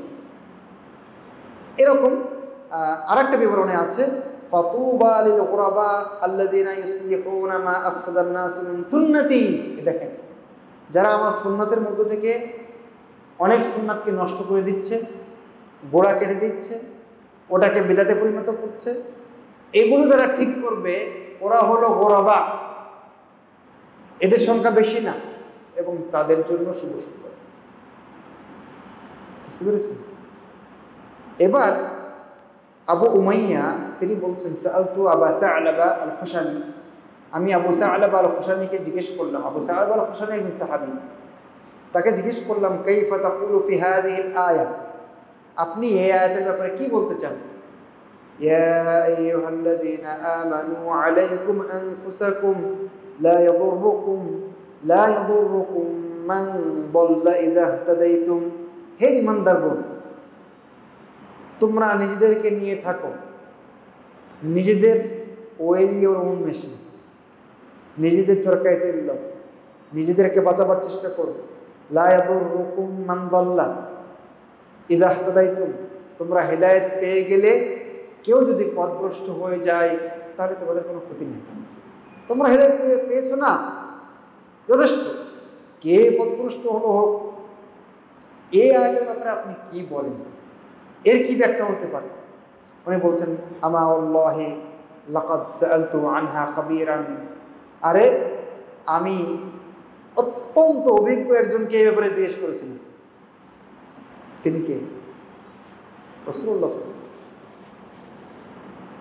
তখন আল্লাহ রাসূল বলেছিলেন বালিতামিরু বিল মারুফ ওয়া তানাহু আনিল মুনকার হাত্তা ইযা রাআইতুম শুহহান মুতাআন ওয়া হাওয়ান মুত্তাবাআন ওয়া দুনিয়া মুআসসারাতান আও মুহসানাতান ওয়া ই'জাবা কুল্লি যী রা'ইন বিরা'ইহি ফা'আলাইকা বিনাফসিকা ওয়া দা' আনকাল আওয়াম ফাইন্না মিন ওয়ারাইকুম আইয়ামান الصابر فيهن مثل القابض على الجمر للعامل فيهن أجر 50 رجلا يعملون مثل عملكم قلنا منا أم منهم قال بل منكم رواه أبو داود والترمذي। আয়াতটা বুঝতে পেরেছিলেন কি? মানুষ পথভ্রষ্ট হয়ে গেলে কোনো ক্ষতি নাই, তোমরা ঠিক থাকলে হয়েছে, হেদায়েত পেলে হয়েছে। এই আয়াতের ব্যাখ্যা আপনি বলেন কি হবে আবু সা'লাবা? তো আবু সা'লাবা বলছেন তুমি আমাকে জিজ্ঞেস করছো, আমি আরো অভিজ্ঞ মানুষকে জিজ্ঞেস করেছিলাম, রাসূলুল্লাহ সাল্লাল্লাহু আলাইহি ওয়াসাল্লামকে জিজ্ঞেস করেছিলাম। তখন তিনি বলেছিলেন যে তোমরা ভালো কাজের আদেশ করতে থাকো, মানুষকে নিষেধ করতে থাকো, করতে করতে করতে করতে করতে একটা সময় দেখতে পাবে যে মানুষ কৃপণতাকে গ্রহণ করছে, মানুষ প্রবৃত্তির অনুসরণ করছে, মানুষ দুনিয়াকে খালি গিলছে, প্রাধান্য দিচ্ছে, মানুষ নিজের মতকে নিয়ে খুশি। বলছেন এরকম মুহূর্ত যদি এসে যায় ফা'আলাইকা বিনাফসিক, তাহলে সেই সময় তুমি তোমার নিজেকে নিয়ে থাকো, কারণ তুমি তো অনেক বলছো, বলতেই আছো, এখন তো আর নিচ্ছে না, তাহলে এখনো বলতে থাকো, কিন্তু পথভ্রষ্ট হয়ে গেলে তোমার কিছু আর নেই। তুমি যে হেদায়েত পেয়েছো আলহামদুলিল্লাহ, ঠিক আছে। মানে এই আয়াত দিয়ে যেন আমরা না বুঝি যে আমি হেদায়েত পেলাম আর দাওয়াতি কাজ দরকার নেই, এটা যেন না বুঝি, সেটা আল্লাহ রাসূল ব্যাখ্যা করে দিলেন, তাই না? তারপর আল্লাহ রাসূল বললেন তোমাদের পরে এমন কিছু সময় আসবে যে সময়ে সবর যে করবে ঈমান নিয়ে, সে হলো কেমন জানো? যেন তার হাতে আগুনের টুকরা নিয়ে আছে, জ্বলন্ত অঙ্গার আগুন নিয়ে আছে হাতে। এটা যেমন কঠিন, সে সময় ঈমান এবং আকীদার উপরে টিকে থাকা সেরকম কঠিন। তারপরে বললেন যে সেই সময় যারা আমল করবে, অর্থাৎ ভালো কাজের আদেশ করবে, অসৎ কাজ থেকে নিষেধ করবে, তখন তাদের নেকি হবে 50 জনের নেকি, যারা তোমাদের মতো আমল করবে। তখন আমরা বললাম যে এই 50 জন আমাদের মধ্যে নাকি তাদের মধ্যে? তখন আল্লাহ রাসূল বললেন বাল মিনকুম, তোমাদের মধ্যে, তোমাদের 50 জনের আমলের মতো তাদের একজনের আমল। তার মানে কি আমাদের মর্যাদা সাহাবীদের চেয়ে বেশি? না, এটা যেন না বুঝি আমরা। সাহাবীদের মর্যাদা নবী এবং রাসূলের পরে সর্বোচ্চ। নবী রাসূলের পরে সাহাবীদের উপরে কারো মর্যাদা নাই। কিন্তু এটার ব্যাখ্যা কি তাহলে? এটার ব্যাখ্যা অনেক কথা আছে, শুধু একটা কথা আপনাদেরকে শোনাই। সেটার ব্যাখ্যা হচ্ছে যে কঠিন বিপদের সময়, ফিতনার সময়, যখন দিন গরিব হয়ে যাবে সেই সময়, যখন ঈমান রাখা কঠিন হয়ে যাবে সেই সময়, যখন মানুষ কৃপণতা ভালোবাসবে, যখন মানুষ দুনিয়াকে নিয়ে ব্যস্ত থাকবে, সেই সময় আদেশ নিষেধের ক্ষেত্রে এই নেকিটা শুধু তোমাদের চেয়ে বেশি হবে, কিন্তু বাকি সব ক্ষেত্রে তারা অনেক উপরে। এটা একটা ব্যাখ্যা, আল্লাহু তাআলা আ'লাম। এরপরে চলেন, এই বর্ণনাটা আরও দু একভাবে আসছে, আমি ওইটা একটু স্কিপ করে যাচ্ছি যেহেতু একই বিবরণ, ঠিক আছে। তারপরে চলেন,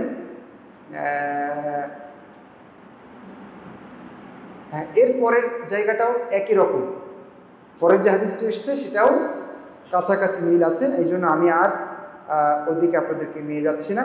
শেষে গিয়ে আল্লাহ রাসূল বললেন তুবা লিল গুরাবা আল্লাযীনা ইউমসিকুনা আও ইউমাসসিকুনা বিকিতাবিল্লাহ হিনা ইউতরাক ওয়া ইয়া'মালুনা বিসুন্নতি হিনা তুতফা।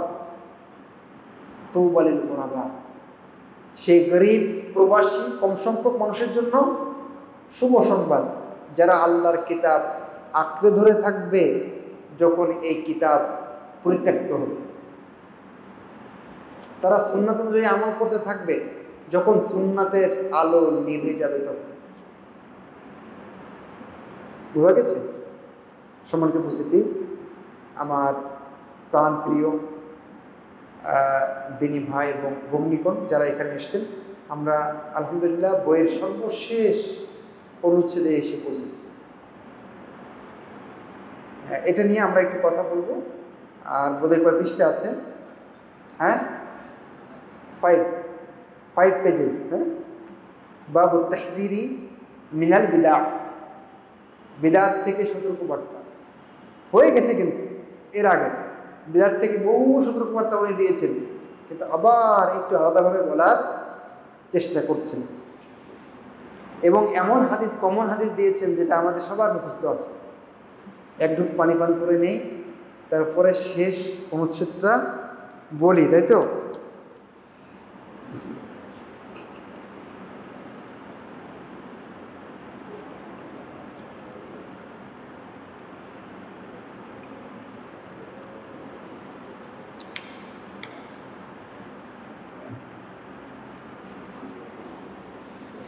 আলহামদুলিল্লাহ। বাবুল তাহযীর মিনাল বিদআ, বিদআত থেকে সতর্কতা, সাবধান, হুঁশিয়ার। যে হাদিসটা এখানে আছে ইরবাদ ইবনে সারিয়ার হাদিস, আল্লাহ রাসূল আমাদেরকে ওয়াজ করলেন মাউইদাতান বালিগাতান, খুব মর্মস্পর্শী ওয়াজ, ওয়াজিলাত মিনহাল কুলুব, সেই ওয়াজে আমাদের মনগুলো, হৃদয়গুলো ভীত প্রকম্পিত হয়ে গেল। ওয়াজারাফাত মিনহাল উয়ুন, আমাদের চোখ দিয়ে দাঁড় করে অশ্রু বের হতে থাকলো, পানি বের হতে থাকলো। কুলনা ইয়া রাসূলুল্লাহ কাআন্নাহা মাউইদাতু মুআদ্দিইন, আমরা বললাম আল্লাহ রাসূল মনে হচ্ছে এটা বিদায়ী ওয়াজ। ফাউসিনা, অতএব আপনি আমাদেরকে আরও উপদেশ দিন। তিনি বললেন উসিকুম বিতাকওয়াল্লাহি আযজা ওয়া জাল, আমি তোমাদেরকে আল্লাহর তাকওয়া অবলম্বনের ওসিয়ত করছি। ওয়াসসামঈ ওয়াত তাআ, শাসকের কথা শোনা মানার ওসিয়ত করছি।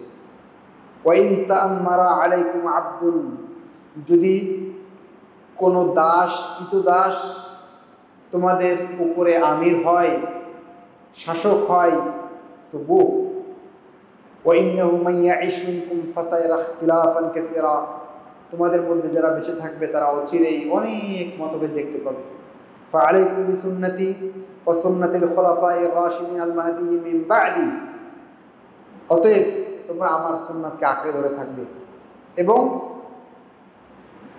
খোলাফা রাশিদুন যারা পথ নির্দেশক মাহদিয়িন হেদায়েতপ্রাপ্ত খলিফা আবু বকর, উমর, ওসমান, আলী তাদের পথ তোমরা ধরে থাকবে। আল্লাহ রাসূল বলেন আব্দু আলাইহা বিন নওয়াজিজ, আব্দু কামড় দাও, আর নওয়াজিজ নাজিজের বহু বচন, এর মানে হলো মাড়ির দাঁত, মাড়ির দাঁত দিয়ে শক্তভাবে কামড়ে ধরে থাকবে খবরদার।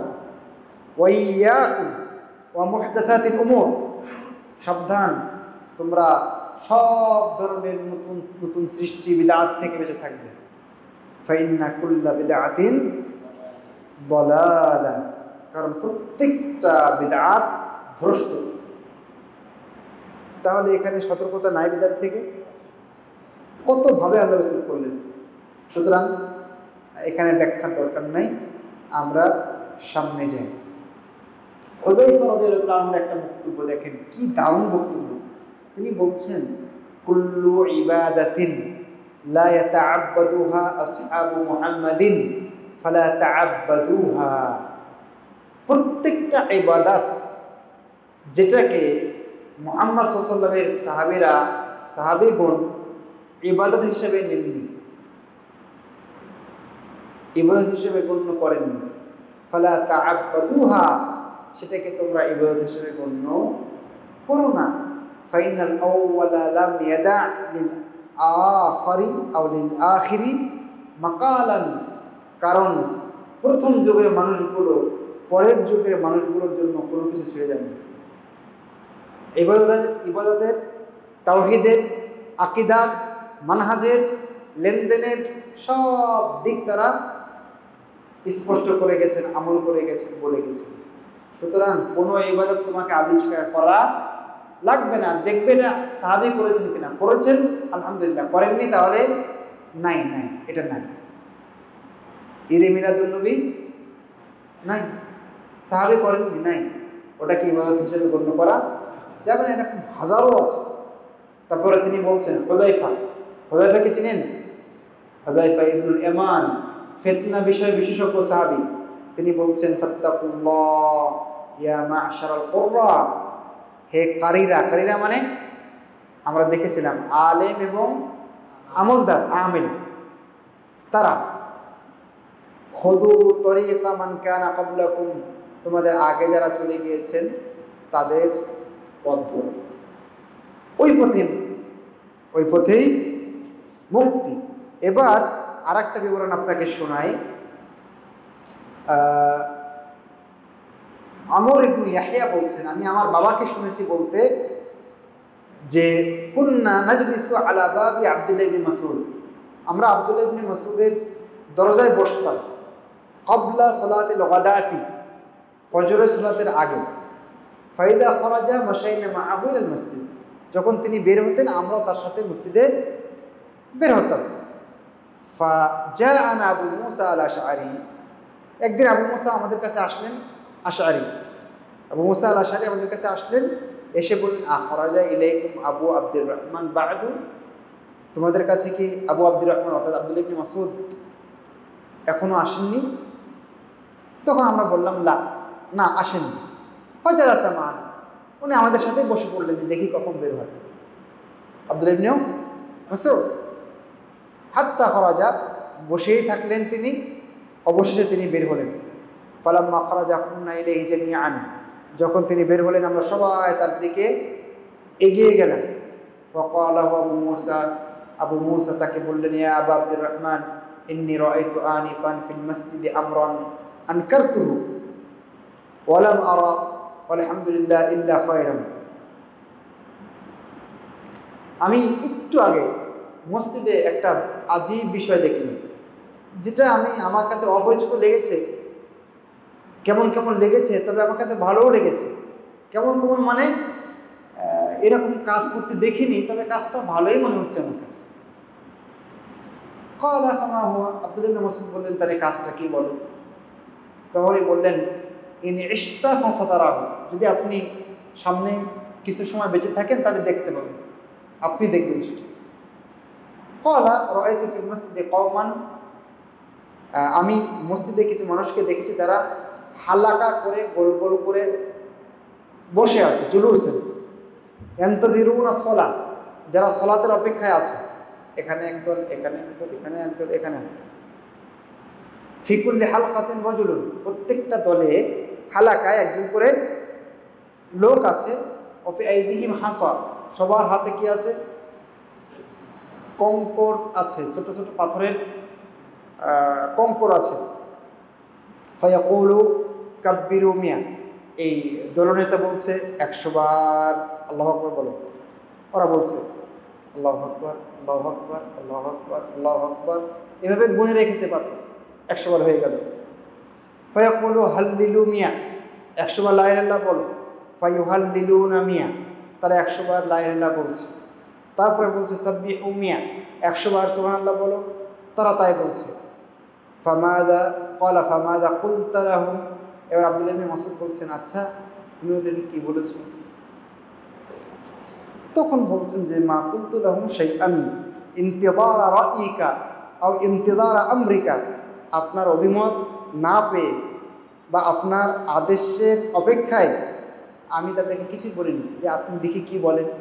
তারপরে বলুন ক্বালা আফালা আমারতাহুম আই ইয়াউদ্দু সাইয়্যাতিহিম, তাদেরকে তুমি কি আদেশ করতে পারোনি তারা যেন তাদের পাপ এভাবে গণে।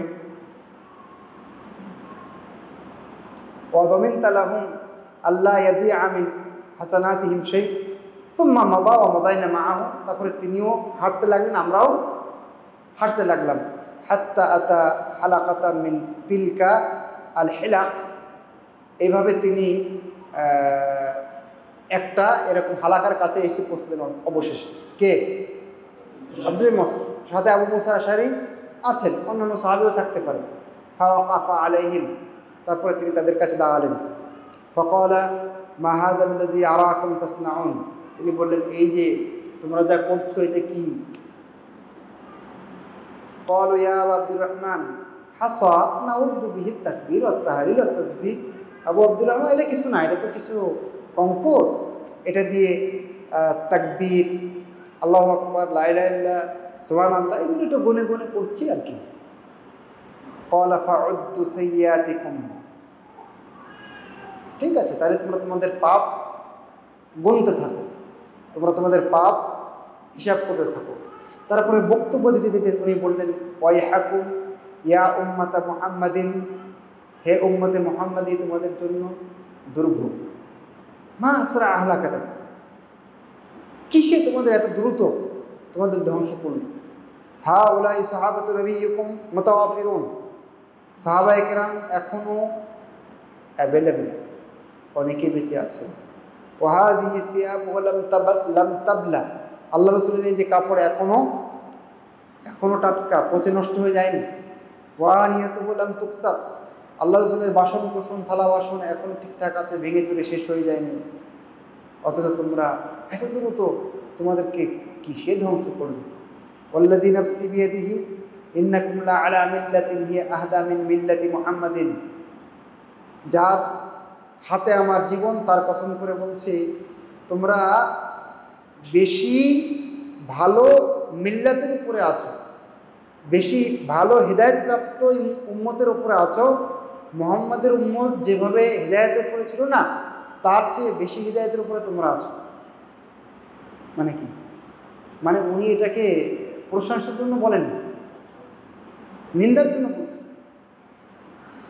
আওয়া মুফতাতিহু বাবি দালালাতিন, তোমরা কি ভ্রষ্টতার পথ ওপেন করতে চাও, খুলতে চাও? ক্বালা ওয়াল্লাহি ইয়া আবা আব্দুর রহমান মা আরাদনা ইল্লাল খাইর, তারা বললেন আমরা তো কল্যাণ ছাড়া কিছু চাইনি। তখন তিনি বললেন ওয়াকাম মিন মুরিদিন লিল খাইরি লাম ইউসিবাহু, কত কল্যাণের প্রত্যাশী কখনোই সেটা পায় না। প্রত্যাশী ঠিকই, কিন্তু কখনো সেটা পায় না। ইন্না রাসূলুল্লাহ সাল্লাল্লাহু আলাইহি ওয়াসাল্লাম হাদাসানা আন্না কওমান ইয়াকরাউনা আল কুরআন লা ইউজাউযু তারাকিয়াহুম, আল্লাহ রাসূল আমাদেরকে বলেছেন যে কিছু কওম এরকম হবে যারা কোরআন পড়বে কিন্তু কোরআন তাদের কণ্ঠনালী ভেদ করবে। ওয়াইমুল্লাহ মা আদরি লাআল্লা আকসারাহুম মিনকুম, আল্লাহর কসম আমার মনে হচ্ছে তোমাদের অধিকাংশ ওই গ্রুপে। সুম্মা তাওয়াল্লা আনহুম, এই কথা বলে ওখান থেকে প্রস্থান করলেন। ফাকালা আমরু ইবনু সালামা, আমরু ইবনু সালামা সাহাবী, তিনি বলছেন রাআইনা আম্মাতা উলাইকাল হালক, শব্দটা সম্ভবত অর্থাৎ যারা ওই গ্রুপ ভাগ হয়েছিলেন তাদের অধিকাংশকে আমি দেখেছি ইউতাঈনুনা ইয়াওমান নাহরাওয়ান মাআল খাওয়ারিজ, অধিকাংশকে আমি খারিজদের সাথে দেখেছি যারা নাহরাওয়ানের যুদ্ধে আমাদের বিরুদ্ধে তীর মেরেছিল। চিন্তা করা যায় বিদআত কত খারাপ জিনিস। আল্লাহুল মুস্তাআন ওয়া আলাইহি তুকলান ওয়া সাল্লাল্লাহু ওয়া সাল্লাম আলা নবিয়িনা আলা সাইয়্যিদিনা মুহাম্মদ ওয়া আলা আলিহি ওয়া সাহবিহি আজমাইন। এরই মধ্য দিয়ে আমাদের ফজলুল ইসলাম মুহাম্মদ ইবনে আব্দুল ওয়াহাবের বইটা আমরা শেষ করলাম। তবে আমার নিজের ত্রুটিটা একটু স্পষ্ট করি। আসলে এক বৈঠকে এরকম একটা বই আমি কখনো তাদরিসে দেইনি, নিজে হয়তো পড়েছি কিন্তু তাদরিস হিসেবে কখনো এরকম অংশগ্রহণ করিনি।